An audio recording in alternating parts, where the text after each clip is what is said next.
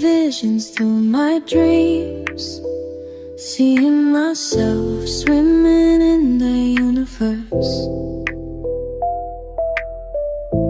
My ancestors gave me gifts to read cards, predict and heal. My name is Daphne, but spirit calls me Babylon. Angels communicate through numbers. Intuition is so deep. The gift I fully embrace within.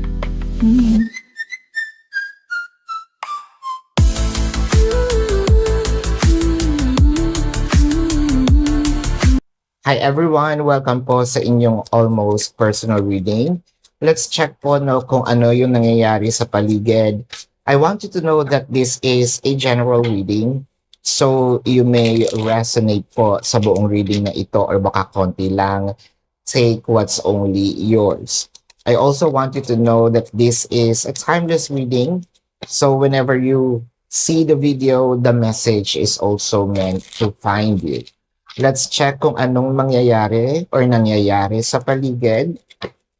Your first card is the Seven of Wands and the Eight of Wands. So meron dito nagpaparamdam, no? I think that this person is starting to communicate with you or communicate with you again. So ibig sabihin nito, pwedeng ito yung new person, pwedeng past person, but the communication is happening not face-to-face. So pwedeng nagchat-chat, chat or text, no? This is a past person with the Two of Swords. So it kind of make me feel that you already had separation with this person. Separation can be physical or energetic. Physical, the person might be in a different city, state, county, country, different continent. Energetic, pwedeng nakikita kayo pero hindi naman kayo nag-uusap. Ngayon, communication is going to happen again. With the Hermit and the Wheel of Fortune. So, it kind of make me feel that this person do not have, sabihin natin, seriousness. That time, wala pa siyang enlightenment. Parang hindi pa ready with the Wheel of Fortune. Hindi pa ready emotionally, physically, and probably financially. So, sabihin natin, mas more of iniintindi nito na kaya ko bang mag-jowa. At least, yung ganong perception, pwede natin sabihin kasi na may pagka-mature naman. Kasi iniisip niya, kaya ko bang i-date itong taong to, no? Baka kasi this person is not that well off or marami pa siyang obligation, no? Para na i-consider ang relationship that time. Sinubukan niya, no? Kaya kayo nagkaroon ng connection. But then again, parang sabi niya, mahirap din, no? Kasi ang relationship, hindi lang naman yan talaga basta, you know, yung sabihin mong tayo, kailangan mong gumastos, whether you like it or not. Dates, minsan, kahit sabi mong hindi ganun kabongga yung pinupuntahan, no, the pamasahe, ganun ka-tight ang budget nitong taong to. Yung pamasahe, syempre regalo, monthsary, anniversary, yung mga ganyan. Syempre, this person also would love to make you feel special, pero kasi wala nga siyang kakayahan financially. This is more of, ang hirap, no?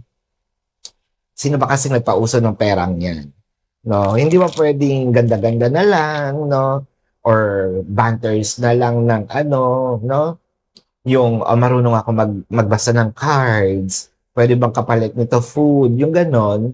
Pero anyway, nandiyan na yan. Kaya nahihirapan siya, no? With the Star, noon pa man talagang ikaw naman yung gusto nito. Yun ang masaklap di ba? Mahirap maging mahirap. Sa totoo lang, no? Pati pag-ibig, kailangan mo i-consider. lalo na sa panahon ngayon, ang hirap ng buhay. Kasi siguro ito yung mga mature na tao na pwede nating sabihin, ako nga, yung sarili ko, hindi ko kayang buhayin. Gagawa pa ako ng isang buhay, no? Tapos, um, papahirapan ko lang din. I think that the child does not deserve, no, ang isang mahirap na buhay. Ginawa ko yan, dapat um, responsible ako, no? Giving that child a bright future. However, yun nga, um, ikaw yung naanuhan, naputokan ng realization na ito, kaya nagkaroon kayo ng separation. The Nine of Pentacles and the Seven of Swords. Parang meron kang impression dito na nagloko ito in the past, or hindi eh. Parang ang pagkakawari ko, meron tong karelasyon dati. Tapos dumating ka sa buhay niya. Tapos ikaw, yung parang, hindi naman replacement, parang ikaw yung mas gusto niya at naging kayo.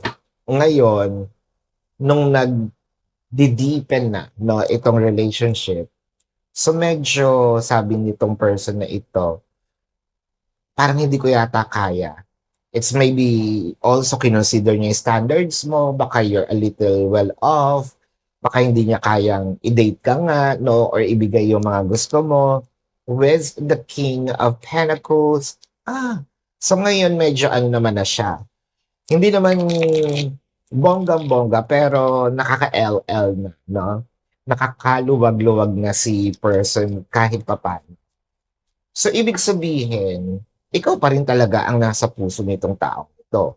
Dahil hindi niya kinaya, binitawan ka niya. Ngayong meron na siya.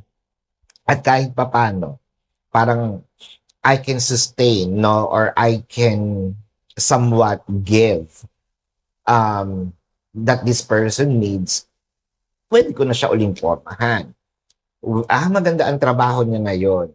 Kasi parang feeling nito dati maraming nanlalait sa kanya, walang masyadong, ano tawag dito, walang naniniwala, no? Maliit din yung tingin niya sa sarili niya that time. So, yung kasi din ang mahirap, ano, words can really cut someone else's dream, someone else's enthusiasm, lalo na kapag minamaliit yung tao, nawawalan siya ng kumpiyansa sa sarili. This time, I think that this person, noong mga panahon na yon, medyo talagang emotionally, din ito, drained. Pero this person, brushed themselves off. Baka ikaw yung binabasahan ko naman. No, with the Judgment, the Ace of Cups, and the Tower. So parang gustong bumawi nito. Meron na siyang decision ngayon na ikaw ang mahal niya. With the Tower, nakikita kasi natin dito na parang ito yung sinasabi nating nasira man ako, no? Nung tayo. Pero gusto kong buuin uli yung tiwala mo. Gusto kong kunin uli yung pagmamahal mo. And this time, I am ready. Ayan. So, this is your reading. Let's check the zodiac sign. Pero bago po yan, I want you to know na kung kayo nakaka-resonate, let me know sa comment section. And kung meron po kayong mga tanong sa description box ng video na ito, there is a link. Click the link, you will be routed to my website. Nandun po yung name, number, QR code, amount per question. Take advantage of the 4 questions plus 1 kasi discounted po yon. And if you want to book a private reading, nandun din po siya. No? So let's check the zodiac sign of the person. This can be their sun sign or a placement in their chart. I am seeing